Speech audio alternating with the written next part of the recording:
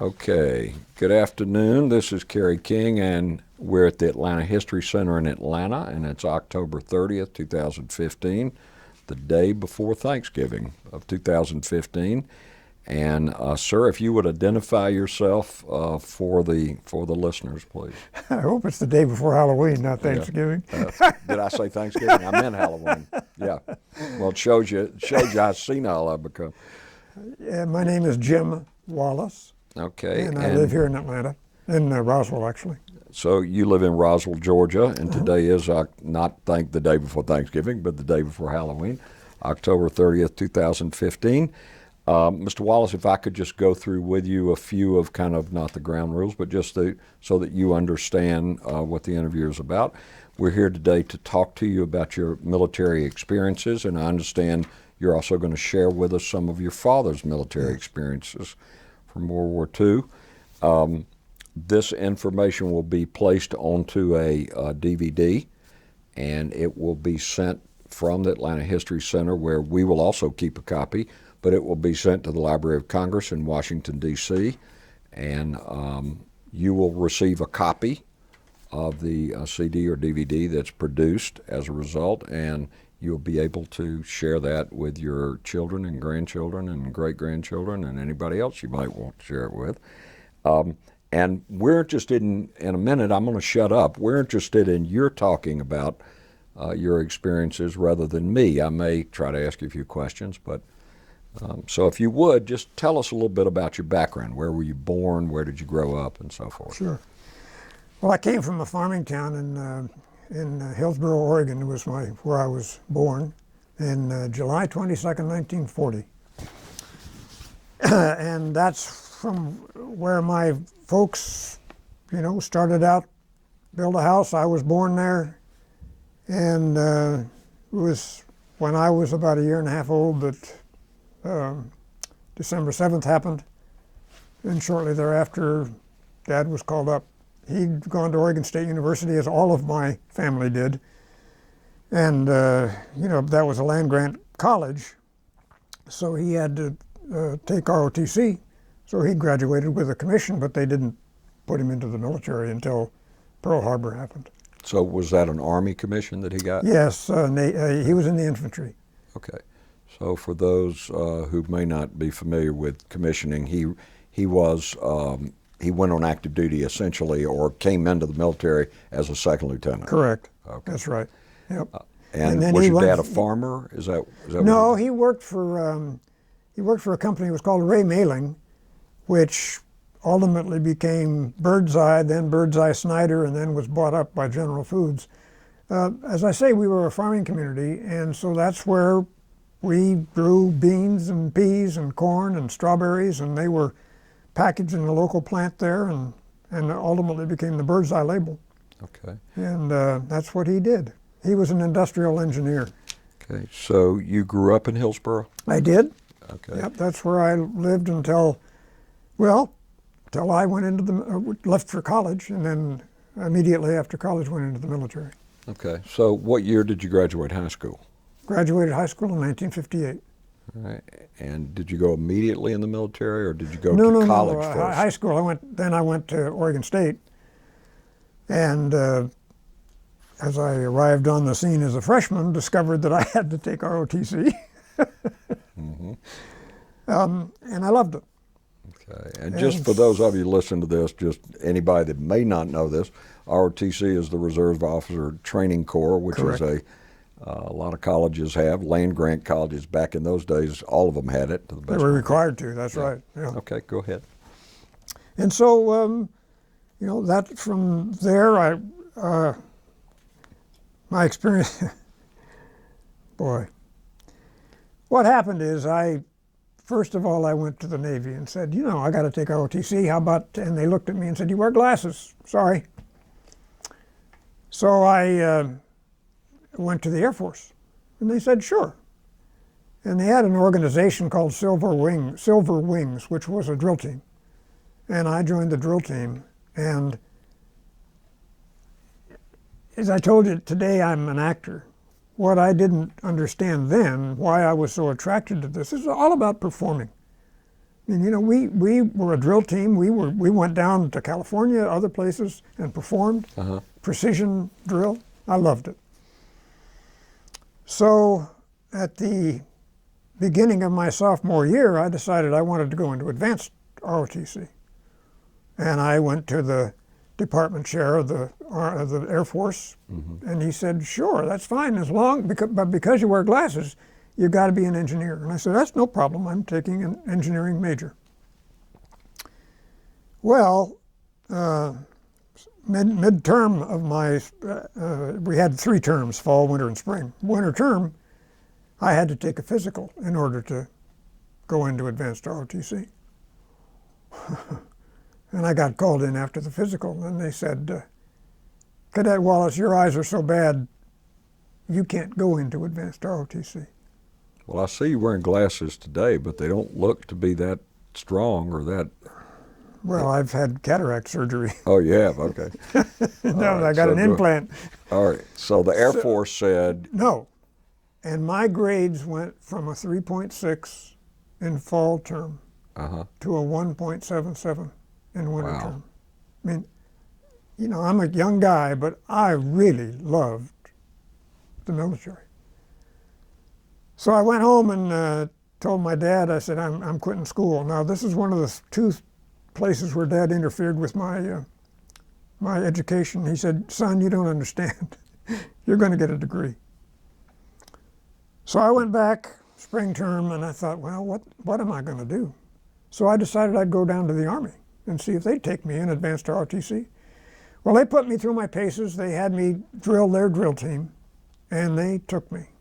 And I went into the artillery branch of the program. Captain James Pitts was the instructor for that. Funny how you remember that, isn't it? Well, he took good care of me. So then, end of junior year, going to summer camp, I was first in my brigade in the summer camp. When we pulled guard duty during summer camp, I was made the commander of the guard. And so there's a ceremony that you go through when you prepare the guard. Right. And I worked our guys, I mean, we had that down. I knew the movements. You don't do right and left face. You there's a crisscross movement that you make. And the captain that watched that afterwards said, I've never seen it performed like that before. Just You like the precision. I love the precision. I love the performance of it. So then I went back in my senior year. I'm a fraternity guy, and I was at the house we were cleaning up. What was your fraternity? Kappa Sig. Okay. And I got a phone call, and they asked me to come down to the armory. And put on a uniform. Yeah, well, I didn't shave, and I looked a little scruffy. Well, I got down there, and they made me cadet brigade commander. Wow. Very nice. And they kind of laughed because, like I say, I was You were kind of a mess, huh? a little scruffy. Where was it that you took your basic training? Well, I'll get to that. Okay. No, I mean, you said you had gone to camp At between your Fort Sill. junior and Fort senior Sill. year. Sorry, that was summer Fort camp. Sill, Oklahoma? Fort Sill, Oklahoma. Okay. Yep. And so now I'm ready to graduate as a distinguished military graduate with a regular Army commission. Cadet Wallace, before you can get your commission, we've got to have a physical. And they called me in afterwards and said, something's the matter with your eyes. We want you to go downtown to an ophthalmologist that we've hired to give you a civilian consultation. So I went down there, did that, and Kerry, I swear to God, I bet you Captain Pitts paid that ophthalmologist off. I wouldn't doubt it. Anyway, I made it into the military. I made it in, and I don't know how they screwed it up, but the Army, in its infinite wisdom, had given me a reserve commission. And I'd expected to go immediately into the service. So I was home and I called them down in Corvallis, where I went to school, and I said, I don't understand. I expected to go right into the service, and And they said, "Oh my God," and they went down to the Presidio, and they changed me to a regular Army commission. I went up to Fort Lewis, which is where I started, and then I went to Fort Sill for my basic officer training. Okay. And what class were you in '62 at Fort Sill, Oklahoma? Do you remember? They called it FAOBC, and then there was they'd start with the year, like 62 dash something. Do you remember which class you were in? No, I have no idea. You don't remember? Okay. What I do remember is there were about 105 of us or so in the class. And there are two things that are of interest about that. He was the son of a general who was one of the officers in our class. And, excuse my French, but he was a prick. And he was gunning for first in the class. And I just did the work and came out first in the class. And the rest of the cadets, the rest of the officers were so happy. Irked the general's son, huh? The general's son. So I didn't actually go through the graduation ceremony. I had to leave and go down to Fort Benning for jump school. So this guy said, "Well, since Lieutenant Wallace isn't here, I'm second in class, can't I?" And they said, no, we do it alphabetically. So he did. So I went through jump school. Did you successfully get your wings? I did. Okay. The final jump, I swear to God, I had more equipment on me than I weigh. And I said, "Dear God, just get me down without breaking anything." As I remember from the final jump, you have a rucksack, you have the parachute, you have the rifle, you're fully loaded with ammunition with your steel helmet and all that. Oh, yeah. Yeah. And the wind was blowing. About 80 pounds. Yeah, and I weigh 120. So, the other story that comes out of basic officer training, and it ties in with my dad, and I'll share a little bit about him now. When he went to officer training, it was cut from 9 months to like 8 weeks because they were needing people now. This was during World War II. During World War II. Yeah. And he was at Fort Benning. And one of the things he had to do was qualify with a rifle. Well, he was a sharpshooter, really good, and he was very proud of that. Well, I had to qualify, and I think it was with an M1 then. So there's 100 of us on the firing line, and they use these pop-up targets that would silhouette targets. So we go through, and I can't remember how many rounds we fired, but there are about 5 of us that do not qualify. So after lunch, the 5 of us come back, and we do it again. And 4 out of the 5 qualify, but I do not. But you did not, okay. And so now I'm there alone with the gunnery sergeant standing over my shoulder telling me where the targets are going to pop up. And after I failed for the 3rd time, he says, "Lieutenant Wallace," and he pulled out his M1 pencil.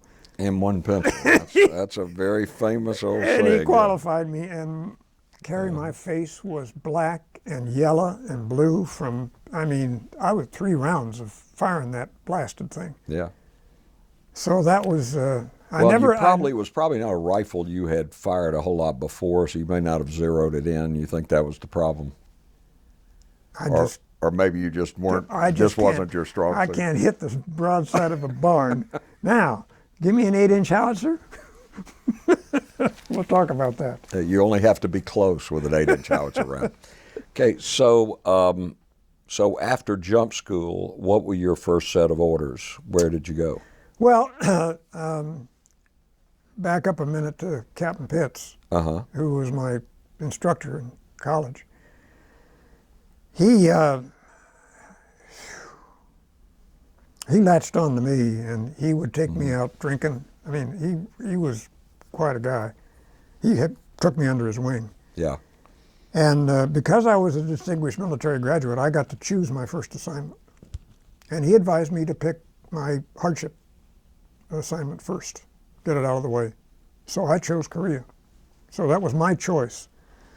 Was Vietnam one of your choices back then? Not in '62. Okay, It really wasn't hot yet. Yeah, Vietnam started to heat up about '64. That's right. Yeah. So I went home for Christmas. I didn't break anything in my final jump. Went home for Christmas, and then a good friend of mine who was in the Marine Corps, my best friend, after Christmas, he and I took a bus, went down to San Francisco, hung out for a little bit, and then I checked in at the Oakland Army Terminal to stop my leave. I was supposed to fly out of Travis Air Force Base, and instead they put me on a troop ship. And so I went by ship. Oh, it was wonderful. It really was wonderful. I went to Germany on a troop ship. I wish I could share that experience. It was horrible. I was a junior lieutenant on the ship. I was a lieutenant too, but Yeah. there was just a cadre of the 5 or 6 of us officers, and then the rest were the troops. Yeah. And the trip from San Francisco to Hawaii was rough. I mean, you just get out of bed and hope you got something in your stomach before you lost it. But from there on, it was fine. And the thing about that ship is they would put, that was a way for dependents of military people. That was a cruise for them. So they'd get on in Hawaii, and they would cruise on that ship. So we had a good time. Do you happen to remember the name of the ship? Daniel I. Sultan.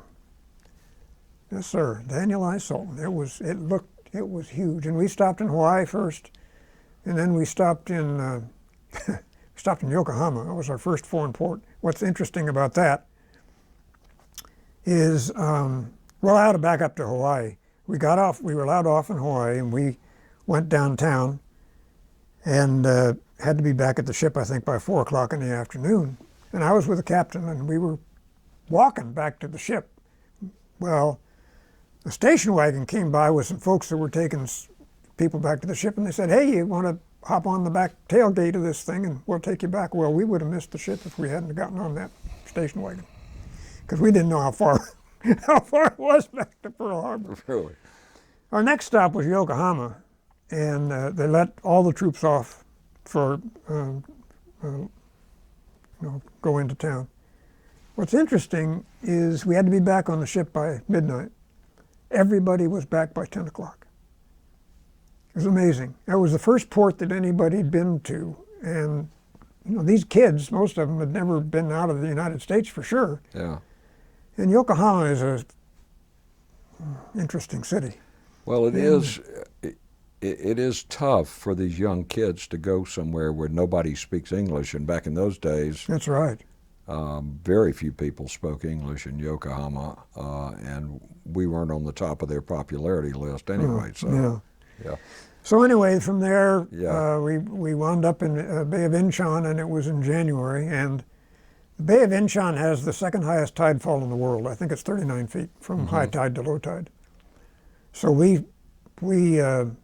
the ship stopped out in the harbor, and we came in on LSTs. Is Incheon on the Busan perimeter? No, No, it's different just area. out of Seoul. Just out of Seoul. Just out of Okay. Seoul. The ice was 3 feet thick. And for the record, we're talking about the mainland of Korea. That's right. Okay. Yeah, that's right. South Korea, That's right, specifically. yeah. The ice was about 3 feet thick, and I can show you. Near the Chosun? I'm sorry, In the Chosun? I don't know. The Korean veterans call it the frozen Chosun. Oh yeah. Yeah, that's what they call it. Yeah. So you got there what time of year, Jim? That was. It was January of 1963. Okay, let's. Why don't you hold that up so she can focus in on that, get a good shot of that. If you wanted to zoom in a little bit and get a better shot, that'd be okay too. I'm sure. Got it. Yeah, let's get a good. That's a great shot. It really is. It almost looks like one of those. What do they call those? The Russians send those icebreaker ships Oh into yeah. Antarctic, and so this is a photograph the way it looked when you arrived. Yeah, I was still on the Sultan, waiting to go ashore. And I took this picture from the Sultan. That's a great picture. And what? So this would have been what month of 1962? This was in January of '63. January '63. Yeah. Okay. Yeah. So at that point, President Kennedy was still very much alive. Oh yeah. And in fact, you got it? I can put it down? Okay. In fact, I'll just digress for a second about that. I think he was shot on November 22nd. 1963, But correct. for me, it was always November 23rd, because we were across the international date line. In the morning that I was mourning for us when he was killed, I gotten up, I was getting dressed, I was putting on my boots, and at 7:30 in the morning, I had my radio on. That's how we found out that Kennedy had been killed. I actually was in FAOBC 7-63 at Fort Sill, Oklahoma, the day he got killed. Wow. I was at Fort Sill, and they called us into, well, this is not about my story, but I think we all remember where we were when Kennedy was assassinated. I absolutely remember where I was. All right, so how long did it take you to get off the ship and inland? Oh, that I don't remember. Yeah. What I do remember is I was taken up to, I was in I Corps, which, interesting enough, the headquarters for I Corps was above the 38th parallel. Right near the DMZ? Yeah, yeah. And our unit, 8-inch, now in fact let me do this.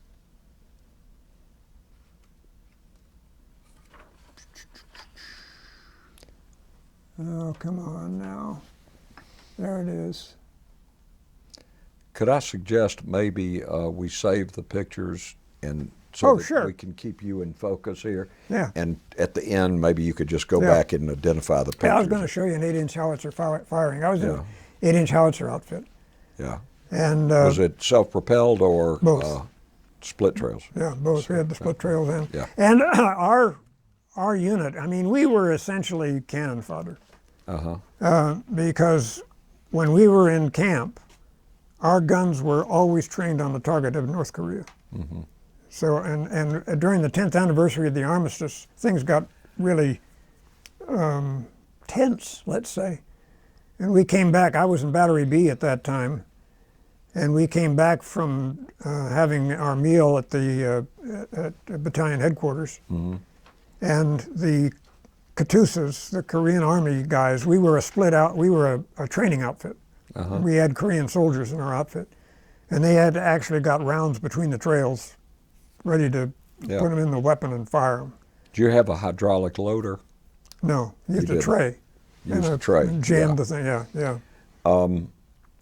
So just so we can bring this into perspective for folks, this is 1962. Yep.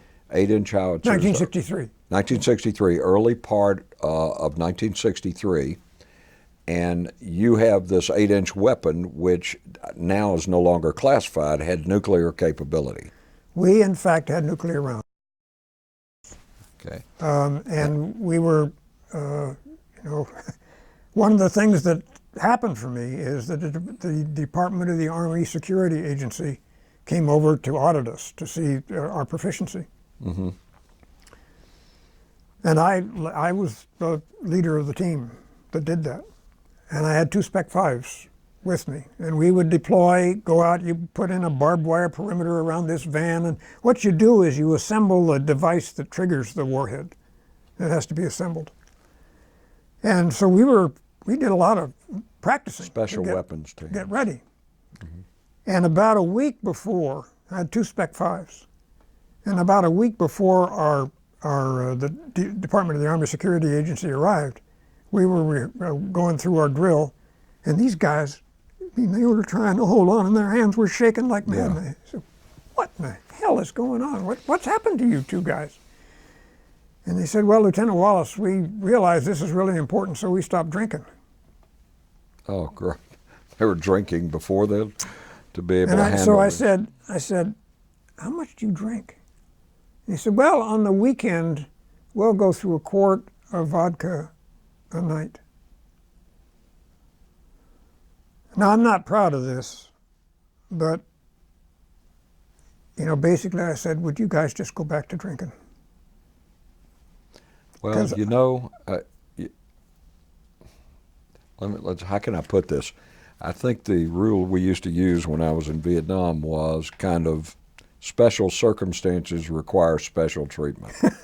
And desperate men sometimes have to do desperate things. There's a lot of stress involved with being north of the DMZ or north of the 38th parallel, close to the DMZ, and I'm sure that was their stress reliever. Yeah. You know? Well, they were. So anyway, we did fine. I got to tell you, I loved my experience there. Now, I did not realize that because I was regular Army, I got a lot of the plum assignments. Besides the special weapons teams that you supervised, what were your actual day-to-day duties? What was your job assignment? The two that I was with in S3 operations for a while, and then I was executive officer in Battery B. We had 3 firing batteries. Okay. That were deployed, miles from battalion headquarters. But when we had our battalion test, I was in fire direction. I did all of the plotting. I sent all of the coordinates, the elevation and deflection for the guns. And Jim, you and I know, being an old artilleryman, that this was before the days of computers. Oh no! We had the charts and the equipment where they had to stick pins in a chart and measure angles and elevation and azimuths. Oh yeah. Yeah, and as the executive officer, part of your job was to lay the battery, to literally line the guns up so they're all pointing in the same direction. You had 4 guns per battery? Yep. Okay. And let me go back. I did fire direction in the battalion tests. Excuse me. And then when the batteries had their individual battery tests, they would deploy me as forward observer. 8-inch howitzers don't have forward observers as part of their assignment. But when you're doing a battery test, you got to have somebody out there to say where the rounds are going. Yeah. Normally, you'd have the guy that's out there with the 105 outfit. He would do forward observer for the 8-inch outfit as well. Right. But so what I do. That's interesting because in Germany we had forward observers and aerial observers with our 8-inch unit. Yeah, we didn't have them. So what I'd do is I'd get a 5th of scotch and a 3/4 ton truck and a couple of guys, and I would just go out into the field to the firing range and stay out there for the 3 battery tests. That's what I did. And they delivered did you take C rations to the field, or they deliver you chow out there? Well, no, I took C rations, and then once a day I think we went into I Corps headquarters, which was nearby, and have a meal in the shower or something. Now, what was the actual unit designation of your unit? 1st Howitzer Battalion, 17th Artillery. And were they part of an artillery group, or were they part of a division? Or? Corps. I Corps. Yeah, we had I Corps Artillery. Yeah, we had a black insignia with a white thing around it, and those other units, like 1st Cav, we always said, when's that horse ever going to get across that river? Well, they called our. They can't cross the river because they have a yellow patch. That's the reason they don't cross the river. That's the old joke. Well, our bullseye wasn't called a bullseye. The people who wanted to disparage us called it the elephant's asshole. So anyway. Yeah. So here I am out there, 1 battery test, and this is one of the times, this is the kind of stuff that just happens. I was on the Han River, and I was up on the side of a hill. The river came around this way, and the impact area was over in here. In an OP, in an observation post. Oh, yeah. Okay. In the first round, seating rounds, they have to, when you're in an outfit, these guns, their trails have to get seated down into the ground, and they fire what's called seating rounds. First seating round landed, 2nd seating round landed, the 3rd seating round landed in the river. And I was there with my sergeant, and we were going around, and all of a sudden there was thump, and the guys from dirt went up about 80 feet from us. And I turned to the sergeant and I said, well, the captain that's testing us, he must have called a gas attack or something. So we put on our gas masks and we kept going. And about 5 minutes later, the captain stuck his head over the ridge line and he said, Lieutenant Wallace, what did you tell your battery about that errant round? Oh, that was an errant round. It didn't explode. It was a dud. Well, an 8-inch round that's errant, it weighs, what, 230 pounds? Oh, yeah, they're big. Worth of high explosive and shrapnel. I've seen it wipe out half of an infantry platoon. Yeah. Well, that's why I'm here today. It was a dud. It didn't thank explode. God. Yeah. So that was okay. So you had an assignment at Special Weapons Team Yep. Leader, Yep. Supervisor. You did FDC, Fire Direction Control, and you were forward observer at least for those 3 days. And then I was a battery exec. And again, little things that happened. We were out doing our firing battery test. And I was also the safety officer. When you're out there doing this, you've got to check. Somebody has to check the deflection and elevation to be sure that it's what it was supposed to be. Not to mention the charge bags. And the charge, yeah. So we had a gun. We had 4 guns, gun here, and a couple other guns, and we were firing 2 guns at a time. So I'm the executive officer, and I run out and I check gun number 2, and it's fine. I run out over here to check gun number 1, and it's fine. And I'm coming back. I'm in front of the guns, and like a dummy, I give the order to fire. That was not the smartest move you ever made. Sir, the blast picked me up off the ground into the air and slammed me down on the ground. So, Jim, if I'm getting this right, you were an unsafe safety officer. Is that right? Well, you know, what did I do? I picked myself up, went back, and we continued doing what we were doing. You know, there was no big deal about it. Yeah, I know exactly what you mean. And I was a guy that felt that I should be able to understand and know what any of my troops were doing. So I had my motor pool sergeant take me out, and I learned how to drive a 10-ton truck, because that's what we used to haul the guns. Right. And you double clutch those mothers, and I did that. And we also had tracks that could use to You had haul armored guns. personnel carriers too, didn't you? No, I don't recall that. You didn't carry your crew in an armored personnel We carrier? may have, I don't remember it. Yeah. But I also drove a track vehicle, and I drove it through our camp, and I got a little off track, and I did a little damage. But I just felt. Did it have the 2 controls, or was it the T-bar? No, it was the 2 The controls. 2 controls. Yeah. Okay. So, So how often would they allow you to test fire your weapons? I mean, how often were you able to do that? I don't remember. Yeah. We deployed quite often, and you know, in rain and snow and hot, it didn't matter. You know, you were constantly preparing. And you were constantly inspected, I would presume, considering where your location was, north of the 38th parallel. I would think that there were always big brass showing up down there wanting to inspect your unit. Not bad. Yeah. Not bad. I don't remember that. And how many batteries did you have? 3. 3 batteries? A, B, and C battery, yeah. All firing batteries? All firing batteries. And who was your battalion commander? Or who was your battery commander? I don't remember his name.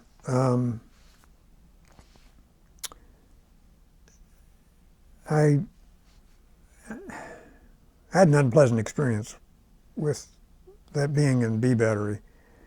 We were out on some kind of a tactical mission, a night training exercise. Yeah. And you know, I was passionate about what I did. And one of the troops, it was a Korean private, had unbuttoned his shirt and was going around what I would call out of uniform. And I called him on it, and I dropped him. I said, give me 10 push-ups and get back in uniform. Well, what I didn't know and had never been told is we had no authority over them. They had their separate command structure. Was he ROC? He was a Republic of Korea, yeah. Mm-hmm. And shortly thereafter, I got, without anybody ever talking to me, which is one of the things that really bothered me, this became an international incident. And I got called into the battalion commander's office, Colonel Davis, and they relieved me because I had given an order to a ROC soldier. You were the sacrificial And I was lamb. the sacrificial. You know, it became a political issue, and I was pulled, and I went back into S3, back in battalion headquarters. I understand. One of the things that is so about my dad's experience, again, this is World War II for him and mine, is I served with African Americans. I'm sure he did not see an African American because this was before Truman and blacks were not integrated into the military. There's one experience in his letters where he talks about an African American. He was the officer in charge of a detail to take Japanese prisoners from the Philippines back to Japan on a ship. And so there were two officers plus some enlisted men that were in charge of the detail, so he ate with the captain of the ship. And one of the things that Dad liked was to eat well, and they ate well on that ship. And he talked about, and he had this Negro Navy steward who served them. That's the extent of his having anything to do with a person of color that I'm aware of. Well, thank God those days are gone forever. Well, what I want to do now is, that's him. Compare that to our generation. Here I am in Korea, and the battalion executive officer is an African American, Major Williams. Plus we had troops who were of color. And that was, I mean, I came from a town, Hillsboro, lily white. I was a junior in high school before I had an African American in my class, and we had one. Wow. Oregon State University, I belonged to a fraternity where you had to be white to be a member of the fraternity. Terrible. Now I'm in Korea, and I've got an executive officer that's African American, named Major Williams. And I don't know why, but he liked me. And I learned a lot from him and respected him. Now, when he left, he asked me to come down to Seoul as part of his party that they had for him departing. Yeah. And I'm here, I'm a second lieutenant, maybe a first lieutenant by then. Yeah. Now, and you were in the S3 shop at that point? At that point, I was in the operations? S3, I was in operations, yeah. And for those of you who don't know what S3 is, it's the operations department of any unit that plans missions and conducts training. Right. Now, as officers, we were not allowed off the compound into the villages. And never stopped me. One of the things that was so, and this is something that's about the military, and again, the comparison with my father. When my father went into the military, he was 28 years old. He had a boy that was a year and a half old. He had a mortgage. He had a loan on a car. Money was really, and wife didn't work. You know, back then, women didn't work. Yeah, they didn't. And money, I mean, in his letters, he would talk about pennies that he spent and worried about his wife getting his money from his checks so that she could survive. It was a big deal. And he was very, very concerned about that. So the other thing that was true in his letters, while he served, after he'd been through basic officer training, he was in the United States for up until August of 1945. And my mother and I were with him. We would go to various posts where he was assigned in the United States. So he had conjugal relations, shall we say, except when that very short period of time when he was in basic officer training, and then when he went overseas. Was he ever, so at some point he was deployed to the South Pacific? Yes. Because the war in Europe was over a long time The bomb had been dropped in Nagasaki and Hiroshima, and he was at Fort Ord waiting to be deployed. So they knew by the time he deployed that the war was over. So he left then about the 1st of September or so of 45, went over to Leyte in the Philippines, and was there bored out of his gourd because he had no assignment. And his assignment ultimately became this detail to take 1,500 Japanese, which he called Japs. He always called them the Japs. Well, was that generation, and it was, they had killed tens of thousands of Americans, and not to mention other nationalities that they had killed and tortured. I don't think anybody was feeling too good about them in 1945. No. So I think it's excusable. Yeah. So, but what was so in his letters? And now he was away from Mom from September of 45 till about February of 46. Uh-huh. That was a lot of sexual tension. But now he's 32 years old. Uh-huh. He's got officers that are sometimes 40 Were years you old. an only child, by the way? No, I have a sister. You have a sister. Okay. I'll tell you about her in a Okay. little bit. They were 40 to 40. Most of them had wives and many had children. Sure. So that was very, very different from my experience. He was older. He had a lot of family responsibilities. But in his letters were this sexual tension. I mean, it would be, my dearest darling wife, when I get home, you're not going to get much sleep. Or I'll meet you at the airplane. I'm so glad that your black nightie is in good condition. Yeah. Those were, and now his letters were censored. Yeah. So, but that was, I mean, you could feel this Yeah. sexual tension. And that is something that, Well, he was a fully grown man with a family. Absolutely. Okay? It was a whole different kind of thing. absolutely. Although I think the sexual tension, I can tell you from personal experience, the sexual tensions was pretty bad in Vietnam, whether they were married, not married, Right. 18 or 40. Right. So- And it's something that we don't, in this country, we don't deal with very well. Well, several of the units in Vietnam actually had, the divisions had established, I'm told, they had established brothels where the girls were checked by the doctors, and the soldiers went there to take care of their needs. And because the girls were checked medically, that was not a big point of discussion, and they would probably deny it today. Well, in our unit, to come back now to Yeah. me and my story, here I am, Which is what we're supposed to be doing. 22. Here. Yeah.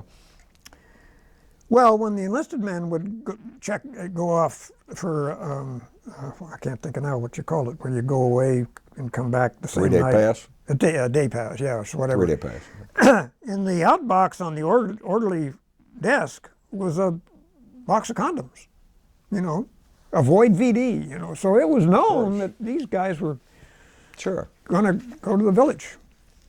Sure. But not officers. We were not allowed off post. I had one incident because I was a naive kid. And one morning I You woke were up. 21 years old at this point? Or Yeah, 22. 22. One morning I woke up, I was coughing up blood. I didn't know why. And so I called and I had to take the ambulance, take me to a medical facility. Uh-huh. Well, I walked in and the doctor says, okay, I'm ready with the shot. He assumed I had VD. VD of some kind. I said, no, you don't understand. I'm throwing up blood. Mm-hmm. Well, to go back to my story about Major Williams. Myself, Major Williams, Colonel Davis, who was our battalion commander, and Major Sherritt, who was my immediate boss in S3, Uh-huh. and a couple of other soldiers, we went down to Seoul, to an officers' club in Seoul. Now, I'm a good dancer. I love to dance. Uh-huh. I had a great time. That's one of the reasons I had such a good time on the Daniel I. Sultan, because there were people I could dance with on that ship. So there were Korean women in the officers' club down in Seoul. Mm-hmm. And I was out there cutting the rug on the floor. And none of the other officers were much about dancing, and I was good. And there was this really cute little Korean girl that I danced a lot with. Well, Major Williams takes it in his mind. He gets up from the table, doesn't tell me what he's doing. He gets up from the table. Now, we had military payment certificates. That was our money that we used. MPC. And we could not use that with Koreans. That was absolutely forbidden. If you wanted to buy something from a Korean, you had to convert your money on the post into won, and then. So he goes away. He goes over to the cashier, and he comes back. I think it was $10 worth of won, and he gives it to me, and he says, "You're going with that girl." And the colonel. You were not a man of the world at that point, I take it. The colonel, or Colonel Davis, said, "And by the way, my driver on my Jeep is going to take you with this girl to their brothel. And to their facility. he'll pick you up in the morning." Uh-huh. Well, what the hell am I going to do? I mean, as a 22-year-old single man, am I going to tell these guys, no, I'm not interested? You should have thanked him. Well, I went. I mean, Of course. and it really, what can I say? You don't have to say anything. I think yeah, I hope that you got your money's worth, or got Major Williams' money's worth. So he was my experience with an African American, and that was my first experience. So the guy that replaced him was also an African American, and he was a jerk. Yeah. But what I learned was that didn't have anything to do with skin color. No. That had to do with whoever that person was. And now there's one other piece of story about my experience in Korea that I want to share. Major Sherritt, I'm sorry, his driver was a PFC named Bobby Howard. Uh-huh. And when I first got to Korea, he was court-martialed for fighting. And I was part of the court-martial. You sat on the board, or you were a defense lawyer? I was either defense or prosecutor, one or the other, I don't remember. Well, he and I became friends, and that's one of the problems I had with the military, because a lot of the soldiers were really fine people. Of course. And in fact, that's one of the things to me that is missing today in the United States. When you are in the military, you get exposed to people from all walks of life. Mm-hmm. Different from your own economic classification, different from the region of the country, different cultural interests. And, I think that's something that is sorely missing today. We're not exposed to other people to realize that we're all humans. Yeah. And we all have worth. Well, Bobby became a good friend. Now, what's so? And he's a friend today. He was your driver? He was a driver, yeah. Mm-hmm. He went on, he made a career in the military. He became a command sergeant major. Good for him. Really good guy. But when I went into the service in Fort Lewis, I started smoking. I'd never smoked before. But in the military, what you do? Smoke and drink. Smoke and drink, oh God. And for an officer, you couldn't leave the compound at night. That's what you did, is you drank. I went down to the library and played bridge, because that was something other than, and who did I play bridge with? A PFC and a master sergeant. Yeah. So anyway, so just for the record, so everybody understands, the Army at that time, and I think to some extent now, not nearly as much, but had a policy that officers didn't fraternize That's correct. with enlisted personnel. That's correct. That's correct. Okay. Go ahead. So Bobby, to his I thank him every day. He started ragging on me. He'd say, you shouldn't smoke. And he would take my pack of cigarettes away from me and throw it away. Uh-huh. And it's because of him I quit smoking in Korea. You actually quit smoking in Korea? I quit smoking in Korea.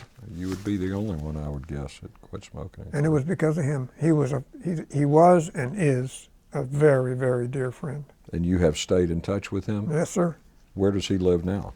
He lives just outside of Fort Bragg, North Carolina. Uh-huh. Yeah. He was a Georgia boy. He lived down in, I'll think of the name of the town now. It's a small town out of Albany. But then he moved up. Americus, Plains? No, Blakely. Blakely, Georgia. Blakely, sure. Georgia. Yeah. Sure. Jimmy Carter country down there. Yeah. He's a lovely, lovely guy. I just really like him. So I've kind of lost track of where I am. You're telling us about the experience Major Williams that sponsored. So that was, done and over.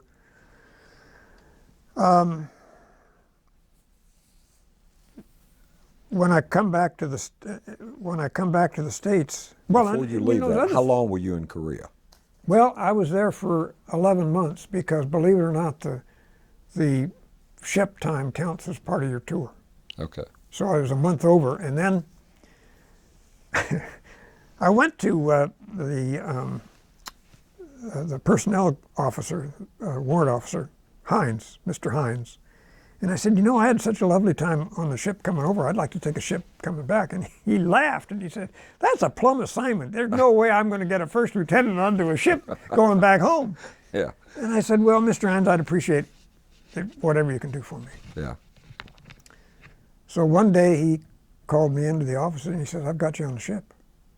I said, how'd you do that? And he said, well, I told the captain who does the assignments that you were scared of flying. And the captain said, well, isn't this guy airborne? And I said, That's yeah. why you learned how to jump out. You were afraid of flying. He said, yes, sir, he was airborne, but I swear to God, the last time he jumped out of the plane, he broke both his legs. So I went back home on the Daniel I. Breckenridge. Same trip back as going, huh? Yeah, and it was a blast. I mean, Was the weather good going back? Yeah, weather was good, and we stopped at various ports. We stopped at Guam, and you'd get off the ship and you'd go from one bar to the next. Yeah. But it was at this point you were a single guy. Single right? guy, yeah. Right. So what was your next duty assignment? Your next duty station after Korea? Then I went to Fort Sill. Okay. And I was Oklahoma again. Oklahoma, and I was given a choice to either go to a Pershing outfit, Pershing Missile, or a Lance Corporal. It was up to me, and I picked the Pershing Missile. And again, I mean, to understand how much I wanted to be in the military, I had to go to Pershing Missile School, first in my class. You know, you give me an assignment, and I would knock it out of the park. Yeah. And in fact, the battalion that class that I was in was 4, because I was being assigned to a unit there at Fort Sill, but this was a unit that was going to be deployed to Korea. And the colonel asked me if I would like to join his company. And no, I'm not ready to so go at back this to point, Korea. this is either late '63 or early '64. Have I got the timetable right? Right, we're in '64 now. Okay. How long was the Pershing Missile School? Oh my, maybe 3 weeks, something like that. Not a long time. And what was your particular job when you got to the Pershing Missile Unit? Well, I started out as a battery executive officer and then became a battery commander. I see. And if you would describe for the folks that are listening in, or your children, grandchildren, whoever's watching this, tell us about a Pershing missile. Well, it's a nuclear warhead missile, and it was deployed in Europe. It was used a lot. It was more tactical than one of these intercontinental What was the jobbies. range on a Pershing missile? How far could you fire one? About 500 miles. About 500 miles. And the reason I know that is because when we were down, we were at a support troop. That was our mission, and so the Germans would send over a battery of German officers, enlisted men, train, and then we would go down to White Sands Missile Range with our equipment, and they would fire a missile. There would as a actually be a graduation. live fire Yeah. of a missile. Well, we were down there, and I was at the operations van. And they were getting ready to fire this thing, and I can't remember now the company that actually built the missile, but they were there with us. This was still a relatively new missile. Boeing or Martin Aviation, maybe? I think it was Lockheed Martin. Martin I Aviation, think. yeah. So we had some guys from Lockheed Martin there with us. And I was standing there with them when they fired this baby. Uh-huh. And the guys from Lockheed Martin watched that thing, and they said, "That baby is gone." Whatever they put in it, it fired at its maximum range. Oh, it did, yeah. And there was an article in a Colorado newspaper saying, anybody who discovers a warhead for a Pershing missile in the mountains, let the Army know. Call us. We could use the scrap metal. That baby was gone. Really? So how many times did you actually get to fire a live missile when you were with them? Just that once? Or that was it, yeah, when we go down there. I had some good experiences and some, because I resigned from the Army. Yeah. Ultimately. I had some good experiences and some bad experiences. And again, my troops, God, they were loyal to me. I mean, I just can't tell you. The So loyalty. you started as executive officer and ultimately became the battery commander. Yeah. How many Pershing missiles did you have? I don't remember. Yeah. I don't know. Do you remember how many platoons you had, or I think three. 3 platoons? least, Each yeah. one had 1 missile, or Don't know. I don't remember. don't remember? I don't remember. Okay, that's fine. But what happened is we were out one time. It was bitterly cold. It was in the winter, and we were out on a field training exercise In Fortsville? at Fortsville. And I didn't have an Army regulation scarf, and it was really cold. And so I brought one from home. It was a sort of a tan with a yellow stripe in it, scarf that I'd wrapped around my neck. And I was driving, my driver was taking me down the road. I was going between units or something. And the battalion commander was coming the other way, and in his Jeep. And he jumped up and stopped his Jeep and told us to stop. And he came over and yanked me out of the Jeep and reamed my ass because I didn't have a regulation scarf on. I mean, this guy was a... Well, that's the difference between a peacetime stateside army and an army in combat. And the other experience, the battalion... So that was, I take it, one of your bad experiences. That was a bad experience. And one day the battalion executive officer called all of the officers for an 0600 reveille. We had to be, and he stood us at attention out in the street and reamed our ass. Because we were often going down to Fort Bliss. That was where we would go for these firing. Texas. Fort Bliss, Texas. And we would go down to Fort Bliss and to support troops down there. Of course. And he reamed our ass and told us that we were at the crossroads of our career because some of us were failing to sign out when the unit went down to Fort Bliss. I didn't even realize you had to sign out. I mean, to me, we were, sign out? I'm on a... Do you have a set of orders? A set of orders, just duty? What the... I mean, it was just chicken shit stuff. Yeah, well... And I didn't tolerate that very well. Yeah. So when I had a number of trips going down to Fort Lewis. I'm sorry, Fort Bliss. And this goes back to, again, I'm jumping around a little bit on you here. That's okay, fine. But I had African Americans in my unit.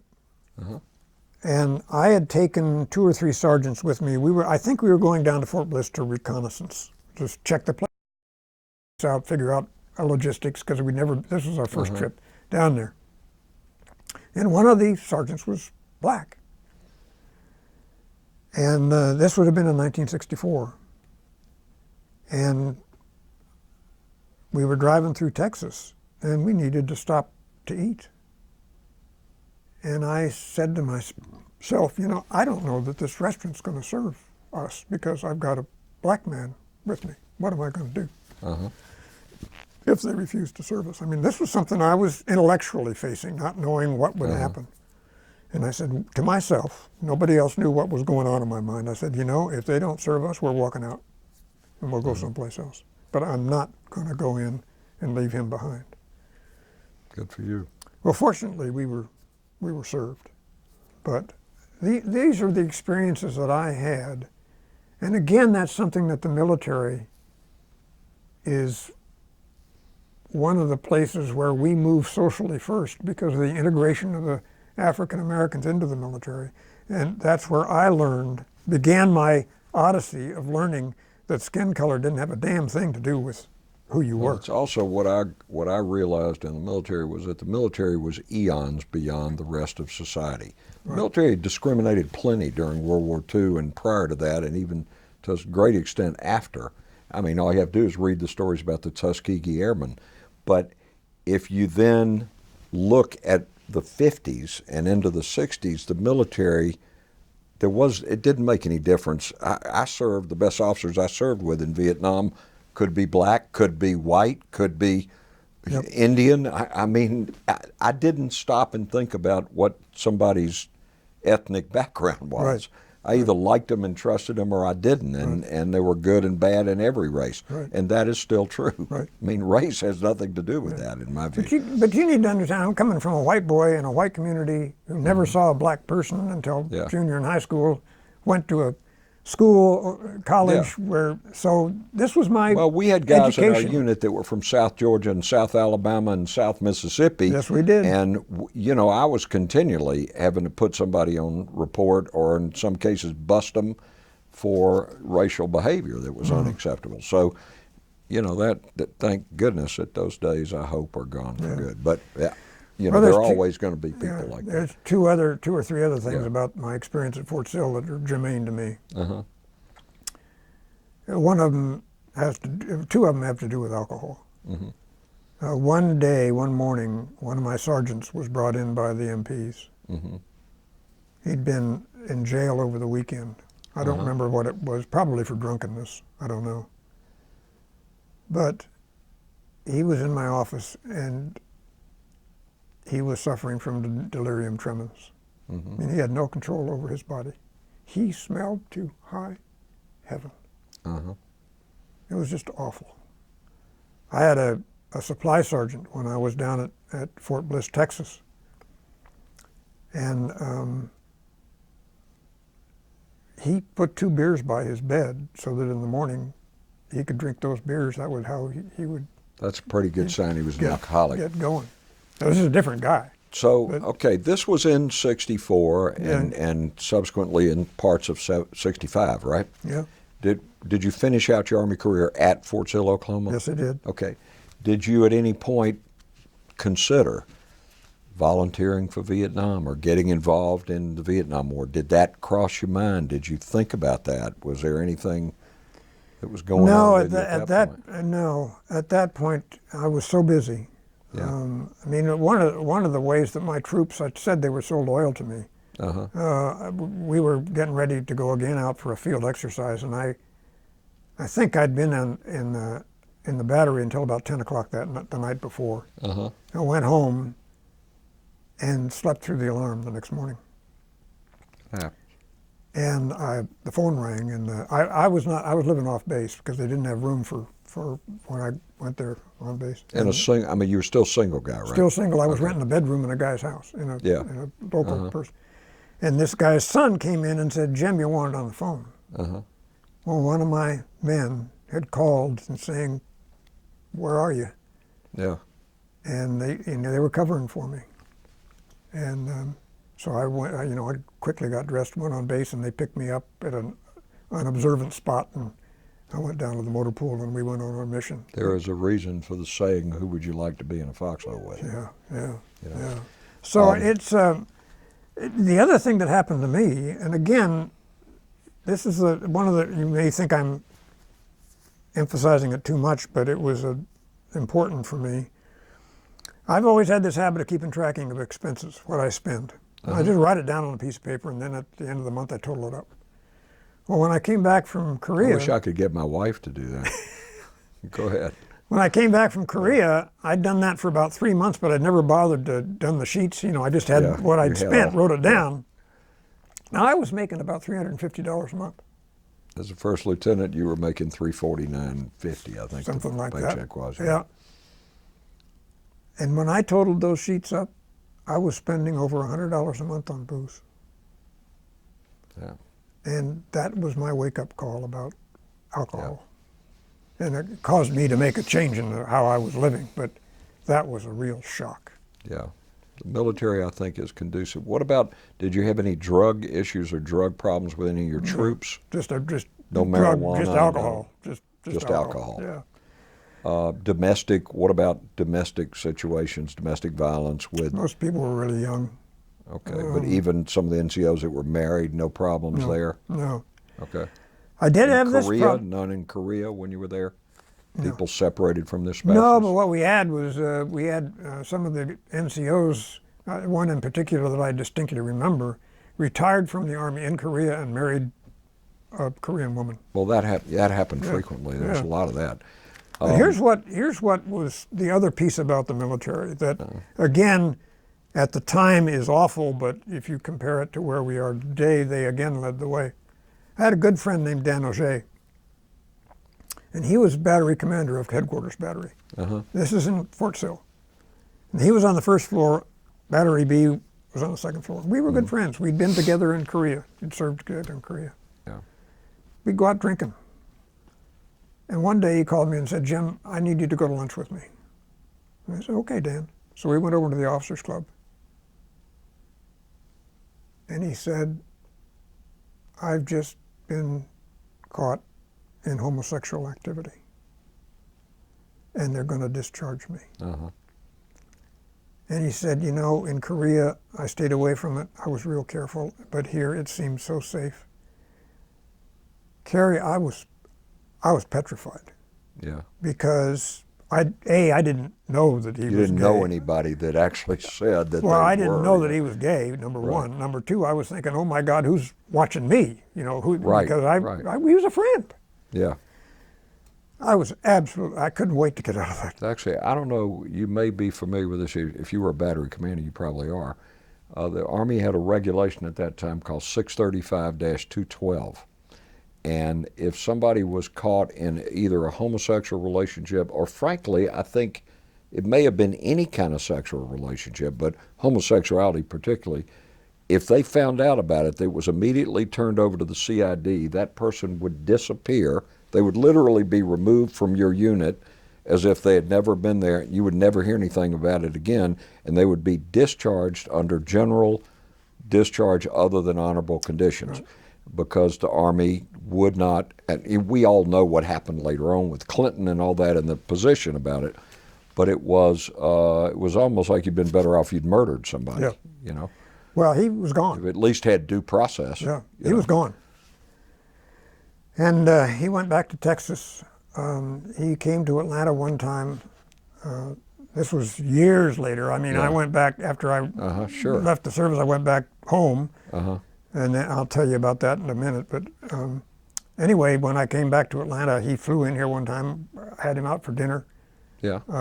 But he loved the military. He was just like me. He wanted to make a career of it. It was done. Now, the point being, today's Army, they led the way again in terms of how working through this business of saying being gay ain't that. But they came in kicking and screaming, and so did the population. Well, yeah, but the Army was where it happens. You know, the Army was where we integrated. That's right. Exactly. Well, I agree with you. I'm not disagreeing. And I mainly wanted your opinion on mine anyway. Yeah. But so you were discharged. Was there an incident that happened? I think your note showed you were discharged July 12th, 1965. Let me explain what happened. Yeah, please. I finally realized, well, let me back up. I think it was after we'd had an not a command maintenance management inspection, CMMI, to see if we were up to snuff. In your Pershing unit? Yeah, this Pershing unit. And my chief of firing battery was a Sergeant E7, George Myers. And after the CMMI, I'd bought a couple of kegs of beer for the guys to celebrate. Sure. And George had taken them to his house. There was some beer left, and I'd gone over to his house that Sunday, and we were talking and having a beer. And he looked at me and he said, Lieutenant Wallace, he said, you don't belong in the military. He said, you ought to go work for a company like IBM. And I said, George, I don't know the first thing about computers. He said, well, that may be, but you don't belong in the military. It's just. Did he say why he felt that way? I don't remember it, if he did. All I remember is him saying, you just really ought to think about another career. Not your cup of tea. Not my cup of tea, and he was right. Well, with all of this stuff that happened, I thought about it, and so one day in the battery, I had my orderly. I said, look up how an Army how you resign. And there's a form. I mean, it's very specific. This paragraph says this. This paragraph says this. Like everything else under Army regulations. And it was through the battalion headquarters to 9th Group. Yeah. And I resigned. So I wrote the letter. Uh-huh. And sent it off. Well, the battalion didn't bother. They saw it was through them to the 9th Group, and so they just sent it on to the 9th Group. Forwarded without comment. Without comment, not realizing even what the letter said. And 9th Group called back and said, what's this about this battery commander resigning from his commission. Well, they were caught flat-footed. Yeah. Because they hadn't even read it. Well, it says to me something about what the enlisted ranks thought of the battalion officers, because the sergeant major, the battalion sergeant major, called me up and said, "Would you please come over to my house tonight for a cup of coffee?" And I did. And I sat in his house across the coffee table from him, and he did his best to convince me that I ought to stay in the military, that this unit, that these were a couple of whackos that we had for battalion commander, and that I really, I'm a fine officer and would make, and I thanked him profusely for caring, but I resigned. Okay. And, have you ever, looking back, have you ever regretted that you did that? No. Okay. So it was the I right just decision. didn't belong in the military. Okay. Because for me, the officers were, RHIP rank has its privileges, was all over the place. Mm-hmm. I just couldn't buy into that. I liked enlisted men as friends more than officers. Do I regret the experience? Not one bit. Not one bit. It was a wonderful experience. Did you receive during your time any awards or decorations? Did you get an Army Commendation Medal or other than the National Defense Service Medal? No, nothing. You've told us about your marksmanship record. I think we got that. Yeah. What happened though now is I'm going back to Hillsboro, and I need a job. So I took a friend back with me who got out of the service at the time. He was a Spec 5 in my unit that I really liked. He lived in Idaho. Yeah. And he came back home with me, and we helped Dad put a pump in, drill a well. And then what was your degree in? Business. Because once the Air Force said they wouldn't take me, I hated engineering. I was doing it because I wanted to be in the Air Force. Right, I understand. So I went into Portland, and I went to the Oregon State Employment Service. I needed a job. And I walked in, and they said, "Do you have a degree?" I said, "Yeah." Remember my father insisted I get a degree? Yeah. So I go through this door, not this door. That's right. So I go in there, and they ask me another question. They say, "Can you type?" When I was in high school, the only time my father interfered in my education was he said, "You must take speech and you must take typing." So I said, "Yes, I can type." "We have a job interview for you at IBM." So Sergeant, what was his name? Sergeant George Myers. George Myers told you should work for IBM. So I went, interviewed, and it was a Friday afternoon. And they said, we love your interview, but we've offered the job to somebody else already. He hasn't said whether he wants to take it or not. So I went back home. Monday morning at 8:05, the phone rang, and my mother, I was still in the bed asleep. My mother came in, opened the door, and said, "Jim, the phone's for you. I think it's IBM. Sound awake." So I then, August 5th, 1965, went to work for IBM and had a 30-year career with them. Well, sounds like it worked out okay. Yeah. So I take it after you got out of the military, you got married. Yes. One day my mother and I were talking on the phone. I shouldn't have assumed that. I guess I probably My mother and I were talking on the phone, and she said, "You dating anybody?" And I said, "No." She said, "Well, what about that nice Ann Sievers? She's a sweet girl." Well, my mother and Ann Sievers' mother played bridge on the same bridge club for 45 years. So I waited about a month till it could be my idea. And I called Ann up and I said, "Would you like to go to a movie?" I think this was in October. Yeah. And we got engaged in December and married the next June. Wow, terrific. And you have been married how long now? 47 or 48 years. Sounds like it may work out. Yeah. How about children? Do you have children? I have a son, yeah. Son, how's your son? He's 42, I think. Yeah. Did he at any point serve in the military? Or? No, He hasn't. No, I took him when he was about 13 years old. Mm-hmm. I took him down to what was called the Silver Screen, and it was owned by George LaFont. Mm-hmm. And there was a back-to-back, a double feature playing Gallipoli and Breaker Morant. And I took him to see those movies. That would take away any desire to serve. Well, in it the served military. its purpose. I said, I want you to understand that being in the military is not all glory. Uh-huh. And now the thing that bothers me, Martin's a good kid, but there needs to be some form of national service. Yeah, We owe it, each of us owes it to this country. You need to change date. You need another. Okay. Are we in trouble? No, we were looking at the time, whether we Am were I afraid over? we might be running, I was afraid we might be running out of time on this particular little chip, but we're okay? All right, so. I want to. There's one thing I want to tell you Yeah, about my please, dad. I want you wanted to talk a little bit about your dad. Yeah, I did. Did your dad ever actually serve in combat? No, He didn't. no. What happened was, I want to jump to the Philippines where he was, Okay. going crazy because there were just. I mean, he got really ticked off at the military for their inefficiencies. Uh-huh. This is What- 45, This was 1945? 1945. What I think he failed to realize is the military was scattered all over the world with millions of GIs trying to, winding down Germany. Trying They to had get them all home. for that, right? Trying to Yeah. figure out Japan because all of it, that thing Yeah. ended abruptly. And he was irritated when he went on that detail over, took the prisoners over to Leyte. Japan from Leyte.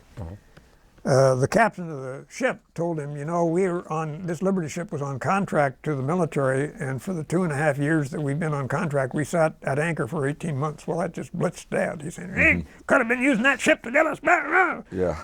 But I understand. I mean, that was a big operation. The other thing that was interesting about Dad, and this is just a sidelight, things were rationed. Cigarettes and beer were the two things that were important, And when he got at a certain assignment, his ration of beer was kept on ice. So he in the officers club, so he could go get a cold beer whenever he wanted to. Good for him. There's nothing wrong with rank having its privileges. Yeah, right. If you keep your perspective, Yeah. living beer on ice. But anyway, here's the thing about Dad, and I told you about my experience with African Americans. Uh-huh. And Dad was in charge of the Japs, as he called them, going from Leyte to, I think they went into Yokohama. And he said I'm quoting now from his letter. He says, about 1/3 of the Japs have been seasick since we left, and the rest of them haven't felt so hot, and it does my heart good to see them that way. A superior race. Pooey. As the ship headed north from Leyte and the weather got cold, Dad wrote, personally, I hope it gets damn cold and they freeze the Japs good and hard. Are you reading this directly from His quote letters. from his letter? Quotes from his letters. I see. Now, when Dad got to Tokyo, he was assigned to headquarters, MacArthur headquarters, and his job was to go out and create billeting for officers and billets for the GIs.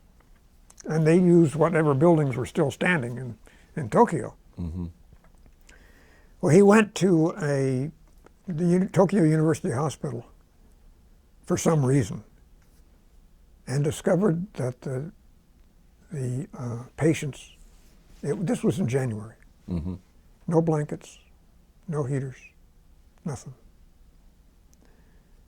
And Dad went in scouring buildings, he came across a building that was full of blankets, just there. Military blankets? Military blankets. So he got a 2.5-ton truck and had his men load blankets onto him and took him to the hospital. So something happened to Dad between those bastard Japs and seeing that situation in the hospital. Wounded people. And he was then they sent a letter to him from the hospital.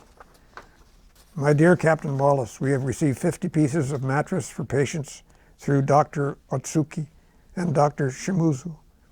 Since the wartime, we had always much difficulty to get sufficient supplies for our patients. Now we will be able to give our patients enough warmth and covers for this chilly season. So these two letters, and there was another letter. Oh, what happened to Dad, by the way? I ought to tie that up before I show you the photos. There was an article put in a Japanese newspaper about what Dad did. Uh-huh. Well, the Army reads those newsletters, those newspapers. Course. And Dad was investigated. He didn't know it, but he was investigated. And he was called in by his commanding officer and said, Captain Wallace, don't play Santa Claus again. Unauthorized use of military. Because he had not received anything in Any terms authority, of yeah. No, he hadn't gotten any compensation. They hadn't paid him. So they were looking to see if he got paid and They sold were the looking blankets. sold the blankets. So they said, don't you play Santa Claus again. Well, But he was, he was a humanitarian gesture. Yeah. And this is something about us as people from the United States.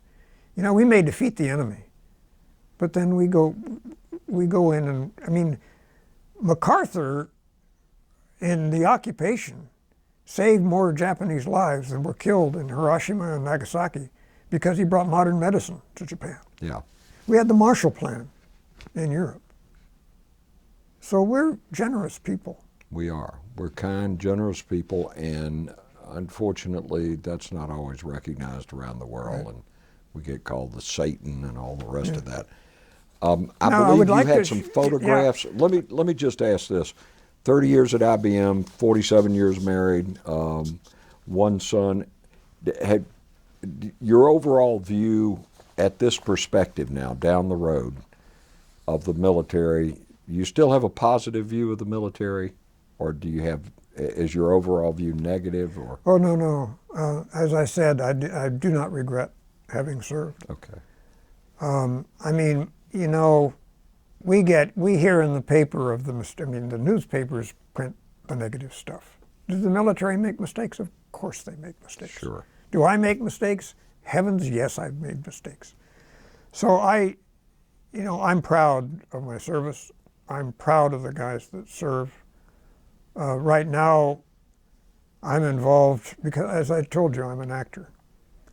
And there's a book written by Kevin Powers called The Yellowbirds, where he wrote about his experiences. I've read it. You've read it. Yes. You may recall in Go ahead and finish telling the people who haven't read it. Oh, well, what it's a book where he shares the experience of his military. It's a fiction, but it's about this guy that went to Iraq, served in Iraq. His buddy was killed. He came back home and was severely impacted by post-traumatic stress disorder. And in that book, I think it's in chapter 8, there's a stream of consciousness piece that he goes through that's the first time I've ever read anything that comes close to describing the trauma of post-traumatic stress disorder. I mean, I read Ray Atkinson's books, the trilogy on World War II, and there's one paragraph in that trilogy about what's called shell shock. And it's basically statistics. Well, I looked at that piece in that book, and I'm an actor. And I said, I want to get that off the page and into a performance to try and magnify the effect of that. Okay, well, I want you to go on November 11th at 8 o'clock at the Rialto Theater on Lucky Street. The Atlanta Opera Company is putting on a presentation of something called Soldier Songs. And there will be a panel afterwards. I happen to be fortunate enough to be one of the people who's asked to be on the panel. I would like you to go and listen to some of the stories and listen and see the presentation. I think you will enjoy it. Unfortunately, I'm going to be in London. Well, if you have friends that were in the military, and specifically if they were in Vietnam, if they are interested, it's going to be quite a performance, I think. So I Not my performance, the Atlanta Opera. But I put together this. It's a 13.5-minute video of where I take those words and I perform them. I would love to see that. If you would, you were going to show us a picture of an 8-inch howitzer, I believe. Well, let me close. You show what you want to show. Yeah, let me do this. I don't want to try to edit what you're showing. No, I want to, because I talked about it.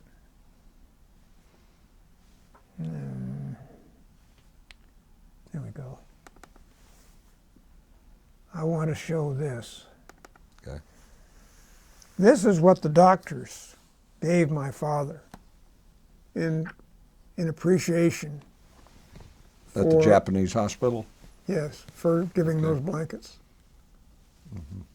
And that is that hung above our fireplace in my parents' house until my mom died, and it now hangs in our house. Very nice. Very beautiful.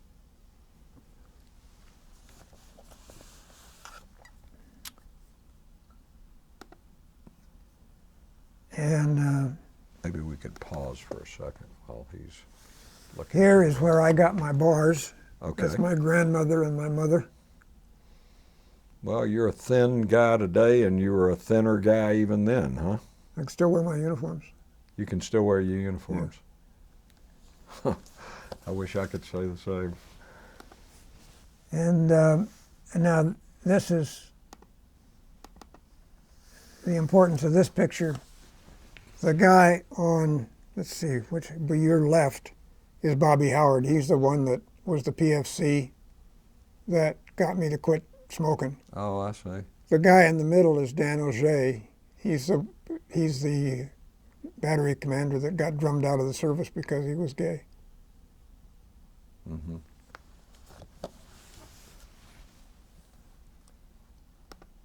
That was my 24th birthday. Is that you on the right? No. This is me in Korea. There you are. Okay. Yeah, I can see how young you are. Sometimes I'll look at my pictures. I have some pictures in my office, and my staff, when we hire a new person and they're showing them around, sometimes they walk in my office and go, "Who is that? Is that your son?" They don't even know that it looks like me. And is that your dad? That's my dad, my mom, and me. How about that? That's a priceless picture there. Your dad was a big guy, wasn't he? Oh, yeah. I'm the runt of the litter. He's a big fella. He was 6'2". My son is 6'2". My uncle is 6'5". And then there's me. I'm 5'6". Let's see if there's anything else. If you've got a picture of that 8-inch howitzer, I do. Let me do good. one and more even here. The Pershing Missile. I will. Interesting. This is my dad in Tokyo. He's the one that's in the rickshaw. Is he riding in the rickshaw? Yeah, or he's pulling riding it? in the rickshaw. Okay. All right. All right. That's a terrific picture. Those are priceless pictures you got of your dad there. I think those are the ones that. Now let me go to Korea.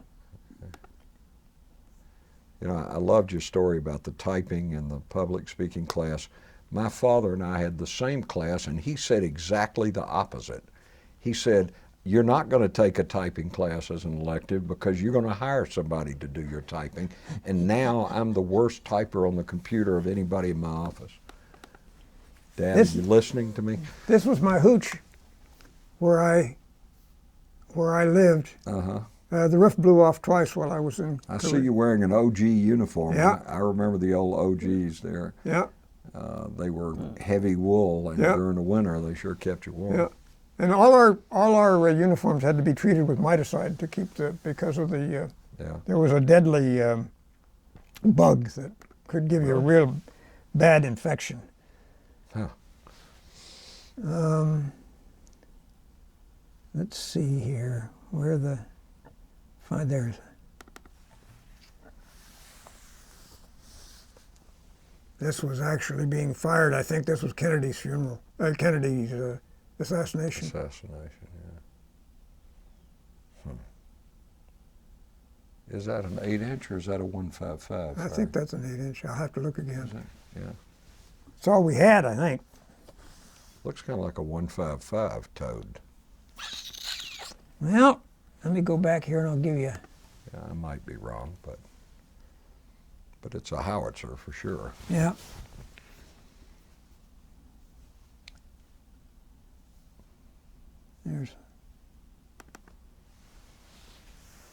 Yeah, that probably was a 155. There's an 8-inch in camouflage. Yeah, you can see the length of the tube and the size of the And chassis. It's four wheels too. Right. The size of the chassis on an 8-inch, it has to be huge because that's a heavy weapon. Oh yeah. That thing will fire 22,000 yards. Mm-hmm. That's like firing from here to Atlanta. I mean, from where I live to Atlanta, up in Cobb County. Yeah. I think those are probably the. Well, I'll give you one more.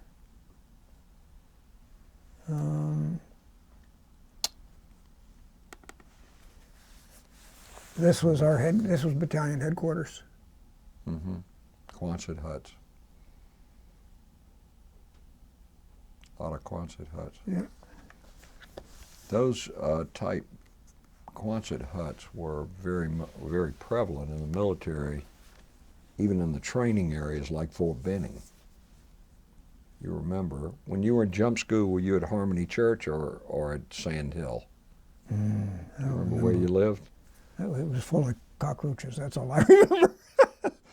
I had a funny experience there. Terribly hot. Yeah, I had go ahead. Here's Those images, I don't know if you would like to email them to Yeah, Sue, if so- you could email those images here, we'll give you Sue's, the digital photographs you're showing us here. sure. If you could email those photographs to Sue, we can it will sync better Yeah. and with the Yeah. digital photographs. This is actually B battery.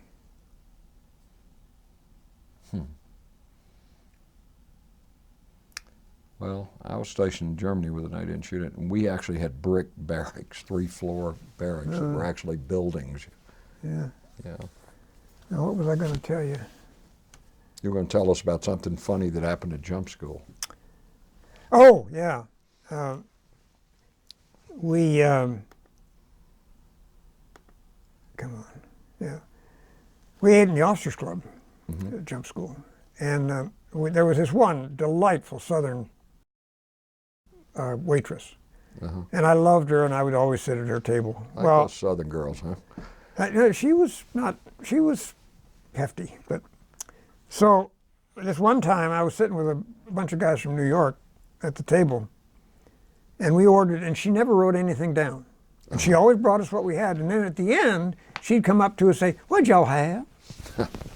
And we'd tell her what we had. And this one guy from New York told her what he'd had for dinner, and she turned to me and said, "What'd he say?"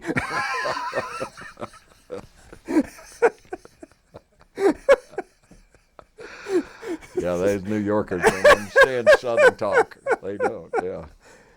It's So a whole I different- think this is the one, just to those pictures of show your dad. that's my dad.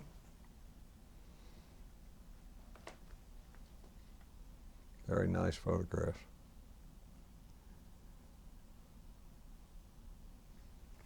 If you'll let me quick scan my notes, I think we've covered the waterfront. Okay, But let me just totally up to you. quickly. Oh, and this is Let's pause. copies of the letters. Okay, well, if you could, do you have a scanner at home? I've scanned them to Sue already. Oh, you did? Yeah. Okay, well, good. Then Yeah. we'll just tell Sue to scan them, or to include whatever he scanned in to her. Yeah. By the way, my father. Are we still on camera? Yeah. Okay. My father. Again, this sexual tension. As he got closer and closer to the end, he and Mom had this back and forth. By the way, mail was the only way to communicate. And Dad kept jumping from place to place once he got to the Philippines. And he would get no mail for 8 weeks and then get a bunch of letters. And it drove him nuts. Well, but that happened in Vietnam too. Because you we would kept go- changing APOs, right? Well, no, not so much that as like during the Tet Offensive in 1968, we were cut off from everything other than immediate ammunition and food. Oh. So it sometimes would be 2 months, and you would get nothing, and then you'd get 40, 50 letters at a time. Well, anyway, Dad and Mom were back and forth about having another baby. This was really on Dad's mind. Yeah. And he finally said, well, let's just let nature take its course, was the last correspondence about that. So he got back in the middle of February, discharged at Fort Lewis, took the train down to Portland, and Mom and I were at a hotel there waiting for him. Yeah. And my sister was born December 24th of that year, which is Dad's birthday. Is that a fact? Yeah. So it must have been, he must have gone into the other room, or you must have been asleep. The other thing that's interesting, my grandfather served he was old, but he served on the troop trains. He would take the troop trains where the trains were taking people to Fort Bliss or taking them to Fort Ord or taking them wherever they were taken. So he volunteered to serve on the troop trains and How was nice gone is from that? home a lot. Okay, well, I think we probably need to wrap it up at this point. We're running out of film here. Is I there think anything I've else got it. in summary you'd like to tell us about? Are you retired now, Jim? Well, yes, but I'm a student at Kennesaw State University. But I mean, you've retired I've from retired, full-time yeah. employment. I've And how long retired. have you been retired? I retired in 1995. Well, I wish you luck in your acting career, and you'll have to Thanks. keep us abreast of what's going on there. We really enjoyed talking to you and hearing from you today. Thank you very much for doing this. We will provide you at some point. It takes, in the production, it takes a little time, but we will provide you a copy of this interview today. And at this point, it's about 3:15 on October my Lord. 30th, 2015, and at this point, the interview will be ended. Okay. Is it possible to get 2 DVDs, one I can send to my sister? I think that's doable. I'd love for her to get a copy too. Yeah, I think we can probably do that. I'll talk to Sue and see if we can. It's just a question of cost or whatever. I'll pay for it. I mean, I don't know. I'm not a History Center employee. I'm a private attorney, so I don't know. I don't know. But thank you again. Yeah. Appreciate it. Yeah. We off?